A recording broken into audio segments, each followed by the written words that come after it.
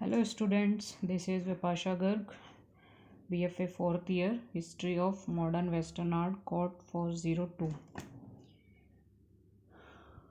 आज हमारा next artist है पायरे अगस्ती रेनवर। ये आपका नेक्स्ट आर्टिस्ट है।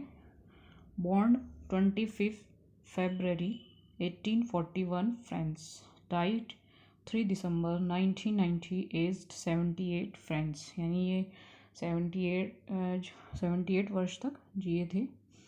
Nationality French, non for painting के लिए ये जाने जाते थे। नोटेबल वर्क यानी इनका जो मुख्य कार्य था वो बेल दू मोलिन दे ला गैली 1876 का वर्क है ये इनका, ठीक है। Luncheon of the boating party 1880, nude 1910, ठीक है। ये तीन इनके नोटेबल वर्क है। वैसे वर्क और काफ़ी है इनके जो आगे आएंगे। मूवमेंट इम्प्रेशनिज्म जो हम पढ़ रहे हैं ये इम्प्रेशनिज्म, तो ये मूवमेंट इनका इम्प्रेशनिज्म होगा, ठीक है। इंट्रोडक्शन, देगा के समान रेनवार भी ऐसे प्रभाववादी चित्रकार थे।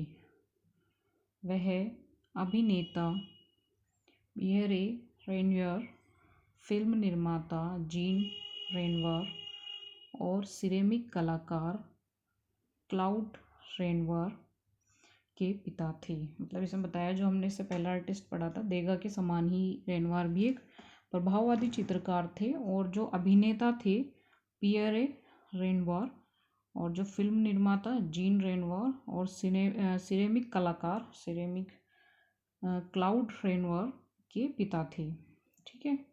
वह पियरे के बेटे फिल्म निर्माता क्लाउड रेनवार के दादा थे। रेनवार दृश्य के बाह्य रूप के साथ, यानी किसी भी सीन्स का जो बाहरी रूप होता है, विषय वस्तु जनित यानी जो थीम्ड होती है, जो जनरेट करते हैं, कंटेंट होता है, जो निजी भावनाओं को भी चित्रित किया है, ठीक है। रेनवार का जन्म लिमोज में एक निर्धन दर्जी के परिवार में हुआ। जो लिमोज थे उसमें निर्धन दर्जी परिवार के में हुआ था इनका जन्म।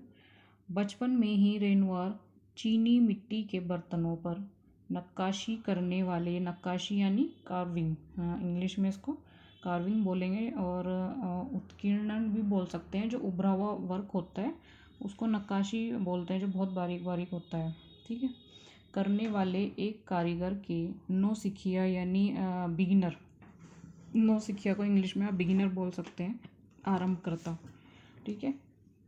तो एक कारीगर के नौसिखिया सहायक बन गए थे।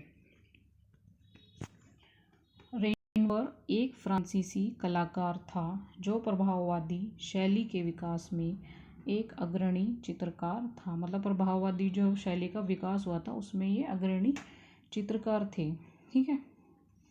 लाइफ यूथ, नेक्स्ट है लाइफ यूथ। पियरे अगस्टे रेनवार का जन्म 1841 में फ्रांस के लिमोगेज हाउते वियने में हुआ था। ये टोटल नाम है फ्रांस के लिमोगेज हाउते वियने, ठीक है। उनके पिता लियोनार्ड रेनवार मामूली साधनों के एक दर्जी थे, इसलिए 1844 में रेनवार का परिवार अधिक अनुकूल संभावनाओं की तलाश में पेरिस चला गया। यानी ये ज़्यादा अच्छे घर से नहीं थे, जो इनकी आर्थिक स्थिति थी वो ज़्यादा अच्छी नहीं थी। इनके पापा दर्जी थे, तो इसी वजह से जो इनका परिवार था, तो उन्होंने मतलब संभावनाओं की वजह से, मतलब कैरियर की, वो पेरिस चले गए थे। युवा रेनवार में ड्राइंग के लिए एक प्राकृतिक योग्यता थी, यानी वो नेचुरली उनके अंदर एजुकेशन थी, वो नेचुरली मतलब ड्राइंग के लिए समर्पित थे, करना चाहते थे। और उन्होंने गायन के लिए भी एक बड़ी प्रतिभा का प्रदर्शन किया। मतलब इनको गायन का शौक भी था, म्यूज़िक का शौक भी था ड्राइंग के साथ। उनकी प्रतिभा को उनके शिक्षक चार्ल्स गुनोद ने प्रोत्साहित किया। तो जो इनकी प्रतिभा थी, तो उनको जैसे किसी ना कोई प्रतिभा को प्रोत्साहित करता है, तो इनकी प्रतिभा को उनके जो शिक्षक थे चार्ल्स गुनोद, इन्होंने प्रोत्साहित किया था। जो उस समय सेंट रोज के चर्च में गाना बजाने वाले थे। मतलब उस टाइम में वो जो सेंट रोज का जो चर्च था वहाँ पे गाना बजाने वाले थे। हालांकि परिवार की वित्तीय परिस्थितियों के कारण रेनवार को एक चीनी मिट्टी के बर्तन कारखाने में एक प्रशिक्षुता का पीछा करने के लिए 13 साल की उम्र में अपने संगीत सबक बंद करना और स्कूल छोड़ना पड़ा। मतलब इनकी जो भी स्थिति थी, जो इनके परिवार की वित्तीय परिस्थितियाँ थी, तो जो रेनवार को चीनी मिट्टी बर्तन कारखाने में प्रशिक्षुता का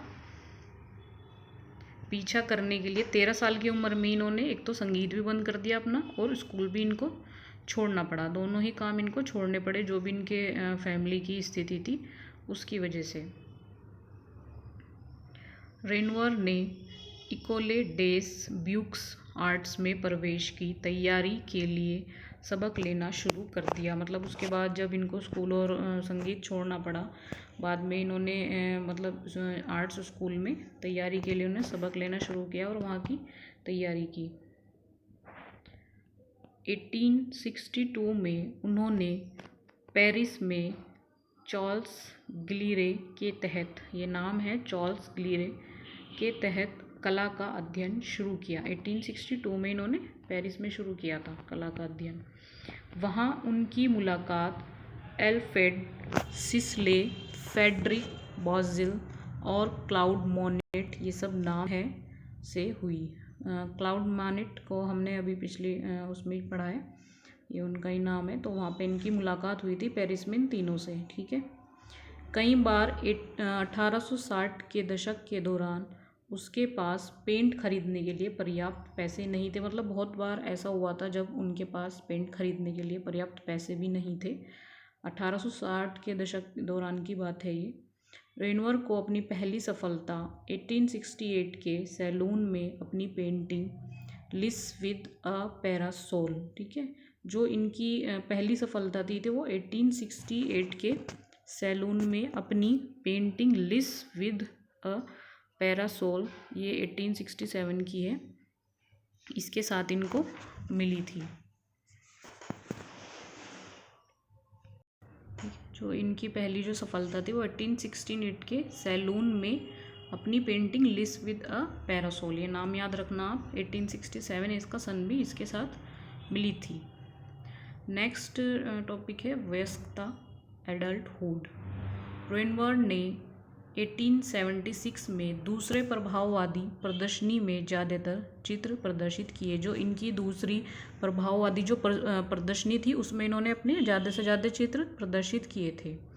अगले साल जब उन्होंने अपनी तीसरी प्रदर्शनी प्रस्तुत की, फिर अगले साल जब इनकी जो तीसरी प्रदर्शनी थी जब वो प्रस्तुत की, तब उन्होंने चित्रों की अधिक विविध रेंज का योगदान दिया। मतलब जब उन्होंने फिर ज़्यादा से ज़्यादा रेंज का अपना योगदान दिया था। वे ले मोलिन डे ला गैलेट और द स्विंग में नृत्य शामिल थे।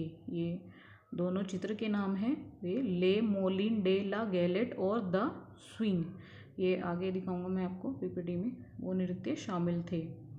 चौथे या पांचवें प्रभाववादी प्रदर्शनियों में रेनवार ने प्रदर्शन नहीं किया। मतलब जो दूसरी तीसरी में किया था, जो प्रभाववादी प्रदर्शनी थी, इनकी प्रभाववादियों की प्रदर्शनी लगती थी, तो दूसरे तीसरे में किया था उन्होंने। चौथा जो पांचवा प्रभाववादी जो प्रदर्शनियाँ थी उसमें रेनवार ने प्रदर्शन नहीं किया और इसके बजाय सैलून में अपने कार्यों को प्रस्तुत करना फिर से शुरू किया। मतलब प्रदर्शनी में उन्होंने पार्ट ना लेके अपने सैलून में जो अपना कार्य था वो उसको उन्होंने वहाँ पे प्रस्तुत किया और फिर से वर्क शुरू किया।